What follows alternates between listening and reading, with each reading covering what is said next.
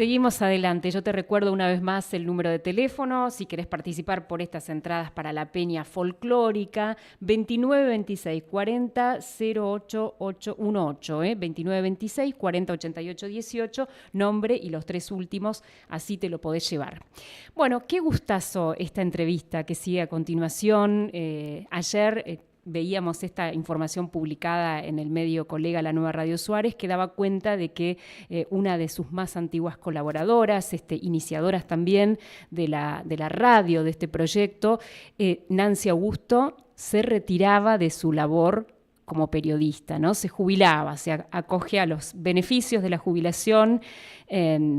Considero en lo personal que uno nunca deja de ser este oficio tan preciado, ¿no? Pero sí, en la actividad das un paso al costado para poder descansar. Imagino, Nancy, bienvenida.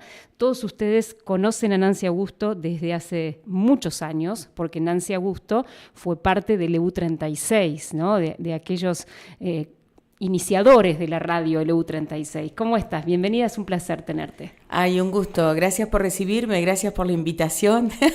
Es raro esto, después de tantas entrevistas siendo entrevistada, es raro. Sos muy amable, Vero, Hugo, gracias equipo. Ayer fuiste requerida por otros colegas también, te vi. Sí, por Pablo y por Gaby, son muy amorosos, además en lo personal somos amigos. Sí, es raro, pero bueno, acá estamos.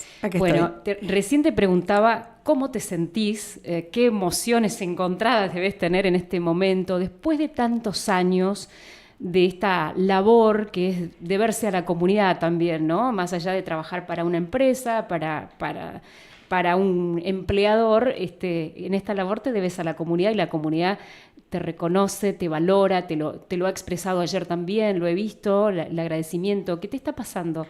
Ay, bueno, me siento una persona muy afortunada. Yo aprendí a ser periodista en el ejercicio de trabajar, de hacer entrevistas. Mamita, si cometí errores. La gente fue siempre muy generosa. Sí, cometí muchos errores, me equivoqué un montón de veces, hice preguntas que estuvieron mal formuladas, que después me las cuestioné.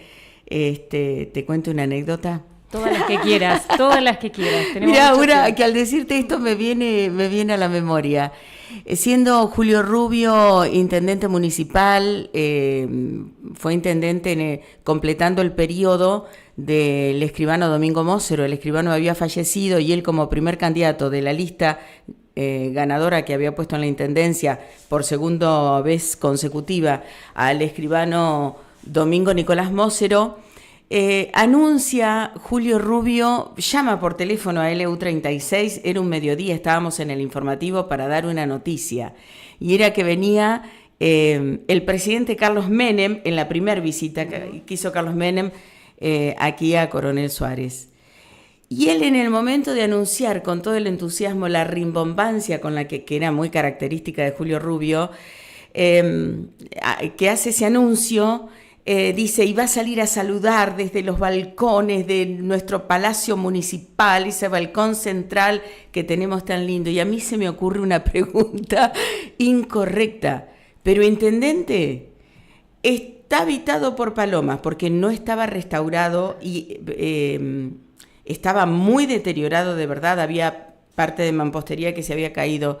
¿Lo van a limpiar? Y además, ¿será seguro? Porque usted tiene la responsabilidad de subir ahí al presidente. Te juro que Julio Rubio me decía, ¿cómo me vas a hacer esa pregunta cuando te estoy anunciando esto? El operador, que era Miguel Desch, se agarraba la cabeza, decía, Nancy, por favor. Bueno, esa es una de las anécdotas. Sí, digamos, la pregunta hecha a boca de jarro, en forma incorrecta, podría haber sido hecha un poco más suave. Bueno, pero fuiste consecuente con lo que pensabas en ese momento, ¿no? Le arruiné un poco la alegría del anuncio, pero bueno, esa es una de las tantas anécdotas de cosas que he cometido. He contado, la comunidad es muy generosa cuando siente que hay sinceridad, que hay trabajo. Entonces, todo eso yo lo ponía en juego. e iba aprendiendo haciendo, y fue magnífico, magnífico, hermoso, hermoso. A lo largo de estos años, bueno, se van tejiendo estos lazos que vos decís, la comunidad, las instituciones, pero ellos quieren que estés presente, ¿no? Y pienso en estos primeros años de tu carrera. Vamos a ir para atrás como si estuviéramos en el diván, digamos, ¿no? ¿Por qué periodista? ¿Tenías ya esta curiosidad de chiquita? ¿Te inquietaban los temas que te rodeaban? ¿Por qué? Absoluta casualidad y despojado de romanticismo. O podía haber tenido un toque romántico, ajá, porque escuchá, un jueves en que antes, hace mucho tiempo atrás, 83, habría también los jueves. Entonces voy a bailar con unas amigas. Yo estaba estudiando la carrera de magisterio. Y voy a bailar con unas amigas y me pongo a bailar con una persona que es un operador, fue operador de EU36, Guillermo Teuber, querido Guillermo, que después fuimos compañeros de trabajo, me tuvo también mucha paciencia. Y así, bailando lento como se bailaba en ese momento, yo estaba buscando trabajo y Guillermo dice, en la radio están buscando personas para trabajar. Yo no capté qué era, yo pensaba en algún trabajo tipo administrativo, alguna cosa así. Y cuando voy al día siguiente a EU36 ya estaba cerrada la inscripción y me dicen que era para ser locutora y yo, una voz muy aguda, horrible. Y entonces, de todas maneras, tenía muchas ganas de trabajar y le insistí a Mabelita Broski, que estaba en la administración, anotame, que yo lo voy a poder hacer bien, anotame y hacerme la prueba. Y bueno, así fue como entré, digamos. Qué valentía, ¿no? Porque no era cualquier trabajo. No, vos sabés que yo yo tenía claro que quería trabajar. Y sí, fue un desafío y un aprendizaje, mucho trabajo verdaderamente mediante trabajando la voz, educando la voz, llorando muchas veces porque no me salía bien. Bueno, todo ese proceso de espera de parte de los dueños del EU36 en ese momento y de parte de Oscar Durán, que era quien dirigía la radio, y de educación constante. Mabel Navaez me enseñó a leer publicidades. Iba a la casa de Mabel Navaez, tenía las mellizas chiquitas, recién nacida. Mabel atendía a las bebés, las bañaba y me escuchaba como yo leía publicidades y me corregía, así que sí, Mabel también fue mi maestra en ese sentido, mucho. ¿Y cuándo despierta en vos esa pasión por querer transmitir todo lo que pasa, por querer saber más, por querer conocer personas? Y también cuándo te das cuenta que la vida personal debe ir muy ligada a la profesional, porque este trabajo, como tantos otros, no conoce de horarios, ni de feriados, ni de momentos, ¿no? Sí, tal cual, tal cual. Tantas veces, vos sabés que yo teniendo ya los chicos, la llamaba por teléfono a mi mamá y le decía, tomate un taxi, anda a casa, porque la niñera quedaba con los chicos hasta la 1 de la tarde y yo me iba a extender en el horario. Y podía ser media hora, podía ser 1 hora, podía ser 3 horas. Y mamá tomaba un taxi, iba a hacerse cargo de mis hijos. Un montón de veces me salvó tenerla en Suárez y contar con su generosidad. Mira, a mí me aburría un poco la locución, solo la locución, y leer algún texto de un libro. Y en ese año 83, año de elecciones... recordame dónde estaba ahí la emisora. En calle Avellaneda. En calle Avellaneda, que estuvo hasta que tomó la administración Hugo Dúcar. Me dice Oscar que había que conformar equipos para hacer la cobertura de elecciones el día de la elección. Así que, bueno, nada, me integró al equipo de Wangelén, que era yo y mi cuñado, que yo sumé a mi cuñado José Alonso, que vive en Wangelén, para cubrir 2 centros de votación que había en Wangelén, pero con varias mesas. Eso, y previo hice algún ejercicio de cobertura de algún evento que había de elecciones. Bueno, nada, empezó a darme esa pequeña tarea, Oscar, y me empezó a gustar muchísimo.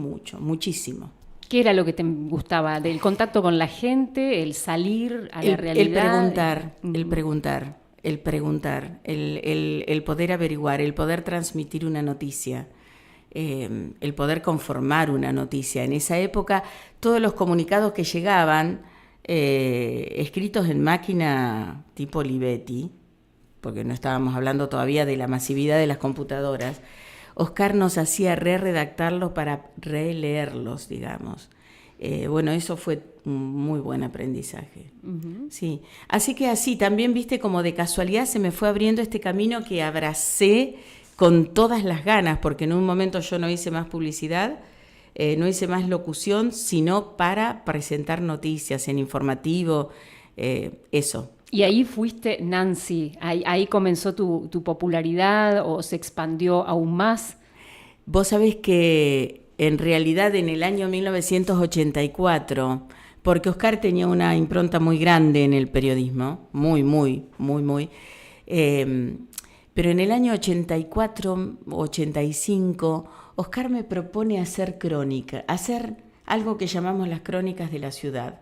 Y era entrevistar gente que no era con grabador, yo iba con lápiz, papel y 1 hora, 2 horas de conversación con alguna persona. Uh-huh. Y después yo redactaba, hacía redacción de eso, y había un espacio cada mañana, 8:30 de la mañana, de lunes a viernes, que a la gente le encantó, porque permitió conocer historias o traer historias de gente desconocida o de gente conocida como Salvador Gangone, por ejemplo, uh-huh.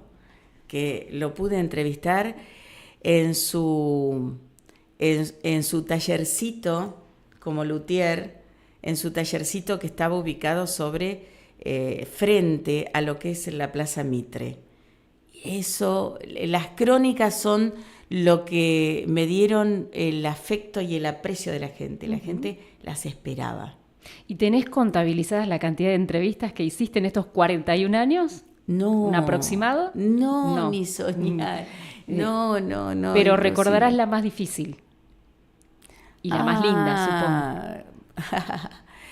Yo creo que las más lindas, entre otras, fueron las crónicas, las entrevistas para las crónicas, que a mí me permitió consustanciarme con la historia de Suárez, de su gente, y lograr raíz e identidad con este terruño, digamos. Aprendí a sentirme suarense de distrito, por sobre todas las cosas. La gente de los pueblos alemanes, de Coronel Suárez Ciudad, fue magnífico. También de la localidad de Huanguelén, fenomenal la oportunidad de hacer esas crónicas.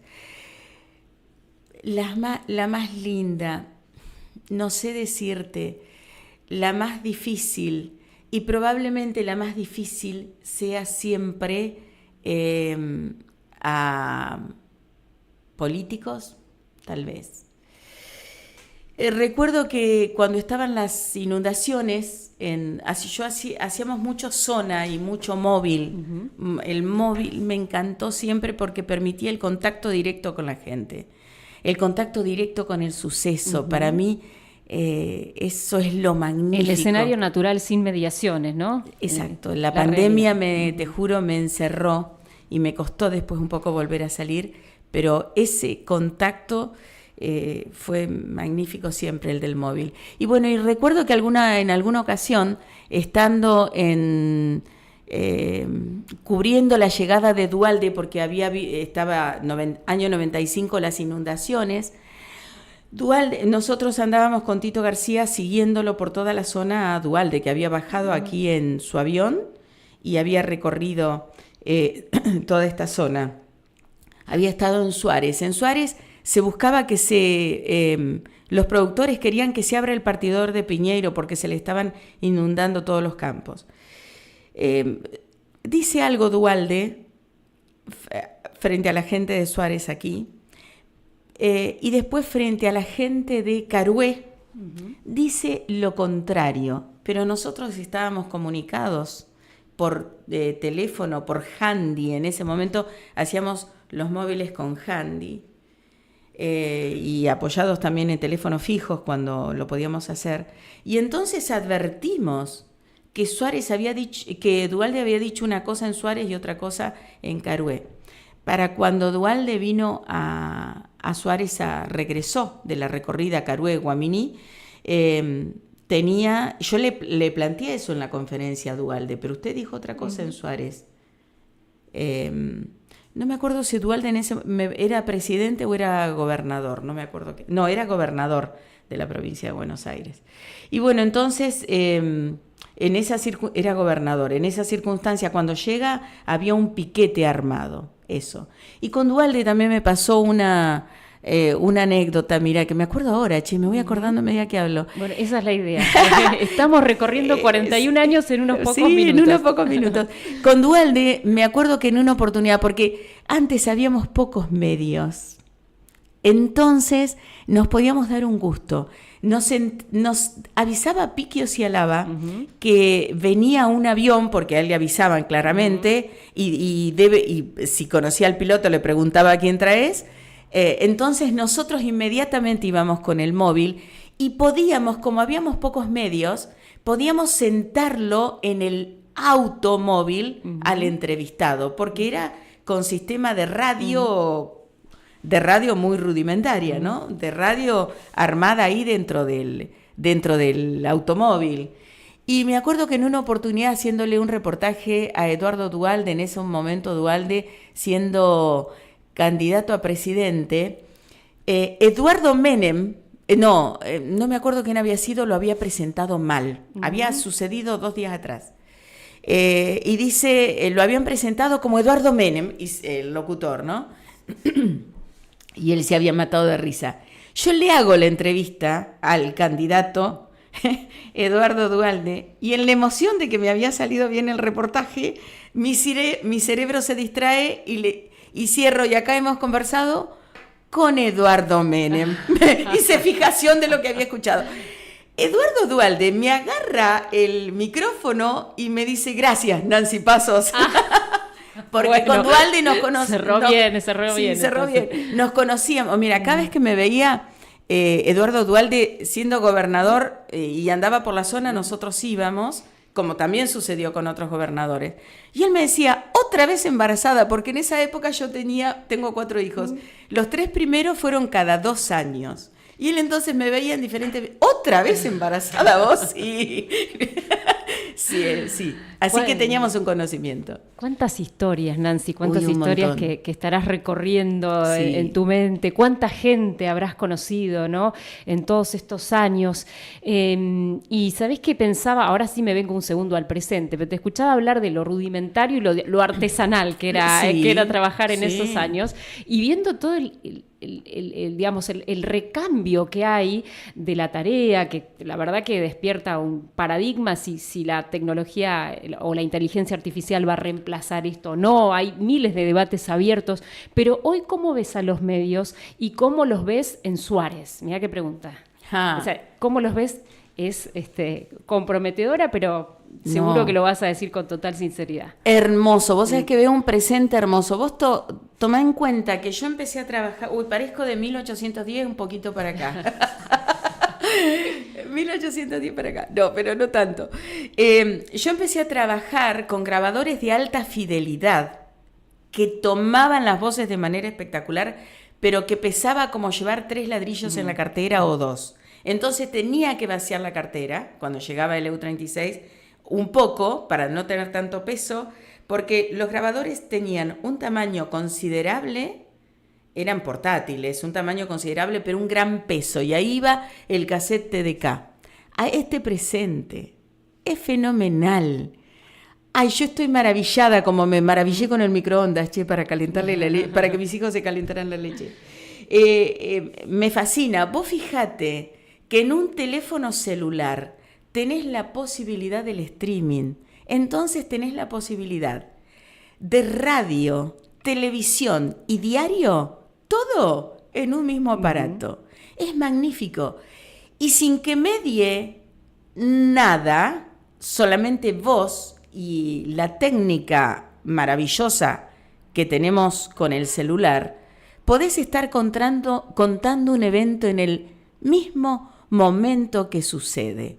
Y quien se conecta a través de internet te ve, no importa los kilómetros de distancia. Vos tomé en cuenta que yo hice radio en un periodo en que era necesario tener muy buena antena para poder tener llegada. Y hoy haces streaming donde quieras, solamente con un buen celular y una buena cámara, y vas contando lo que ves, entrevistás a quien quiera. a quien quieras. Este tiempo es magnífico. ¿Y no te da cierto temor lo que ha pasado? Por ejemplo, las redes sociales, cómo han venido a cambiar un poco el escenario, porque cada organismo tiene su propia plataforma desde donde comunicar, entonces eso hace que la competencia se haya diversificado también. Muchísimo. ¿No te genera dudas o temor de lo que pueda pasar con el poder de los medios, el cuarto poder? El cuarto poder, hay un quinto poder, que es claro, que tiene que ver con las redes sociales. Hay una cuestión que han hecho las redes sociales, que es la democratización. Vos fíjate que cuando yo empecé la radio, nosotros decidíamos, el medio decidía qué se publicaba y qué no. Y eso es una tarea absolutamente subjetiva. ¿Qué se publicaba y cómo se publicaba? Yo puedo decir, qué bien que trabaja esta escuela desde el medio, y puede venir una persona con su red social y decir, esta escuela es un desastre. Y eso, independientemente de que lo que sí me asusta es el hater que hay, es el odio que se trasunta en las redes sociales detrás del supuesto anonimato, que no es en realidad, nunca es anonimato.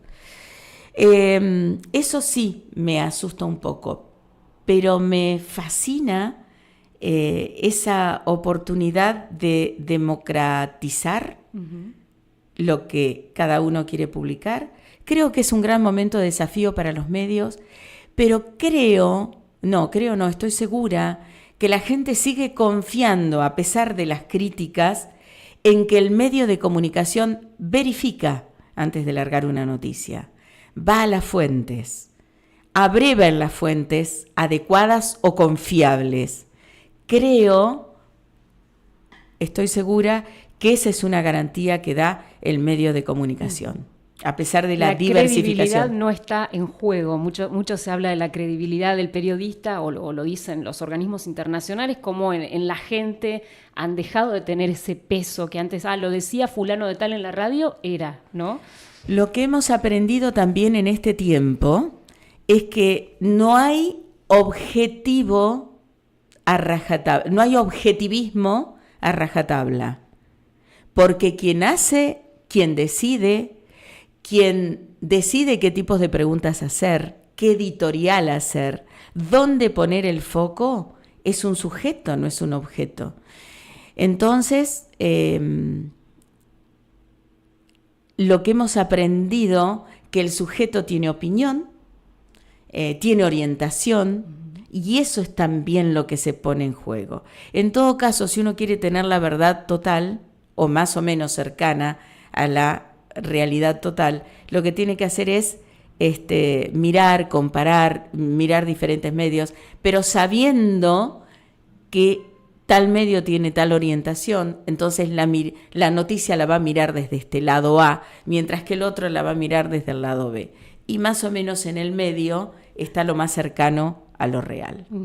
Qué lindo, qué linda charla, quedaría para tanto más. Te quería preguntar también si nunca tuviste la intención de irte de Suárez, de continuar la carrera en algún medio nacional, por ejemplo. Ay, sí, se abrió la carrera de comunicación social en la Universidad de Olavarría, y dije, yo voy a ir a estudiar eso, pero después entró a mi vida quien es mi esposo, Carlos Navarro.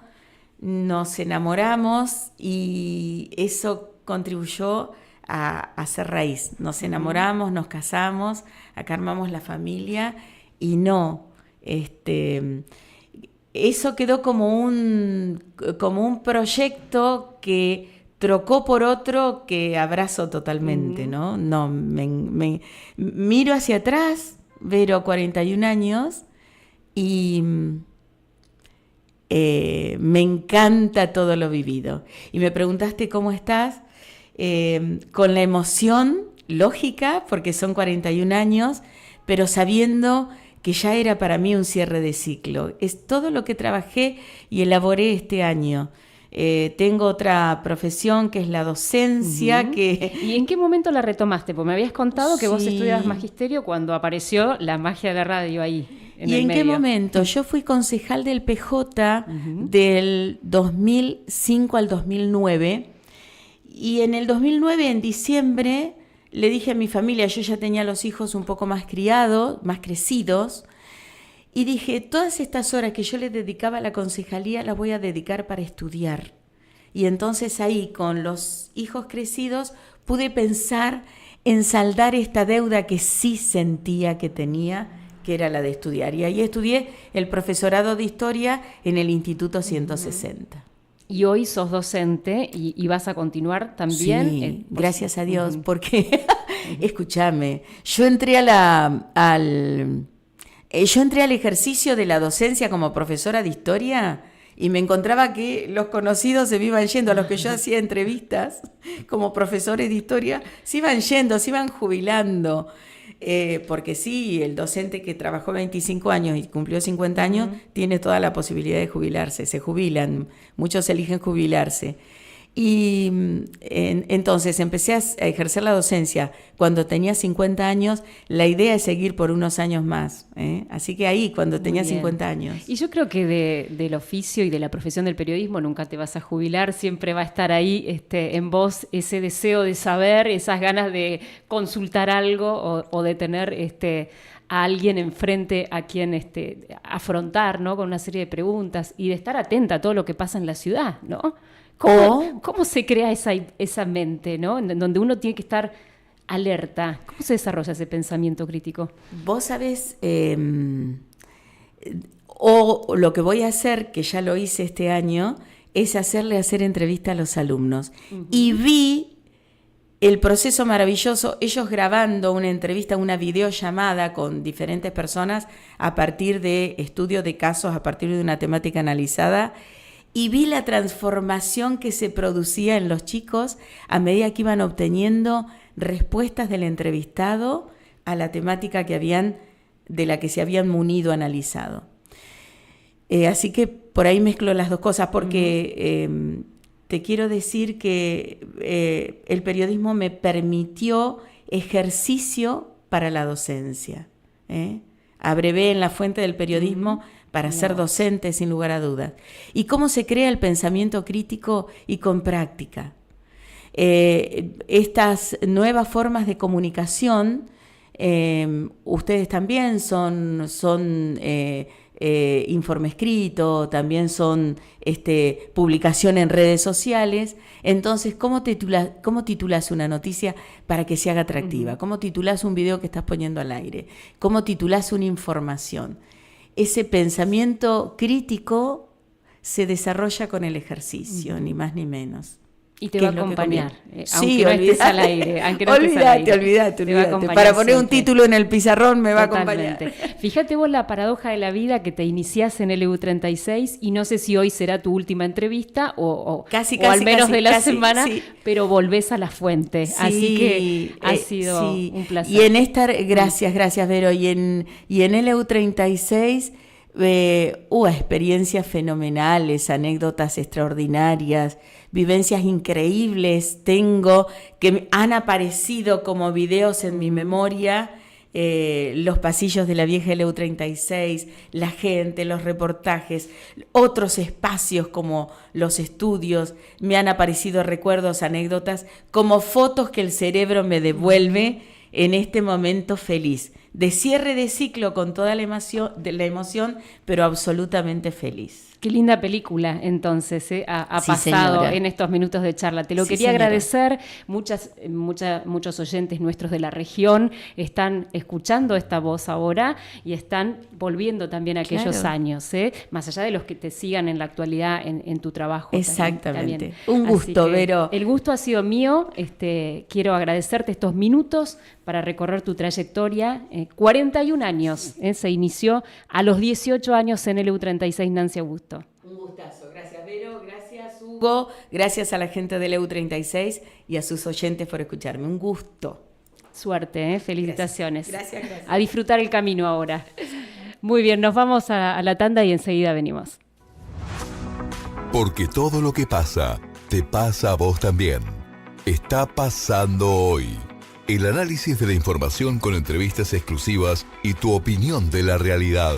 Está pasando hoy, con la conducción de Verónica Guidale.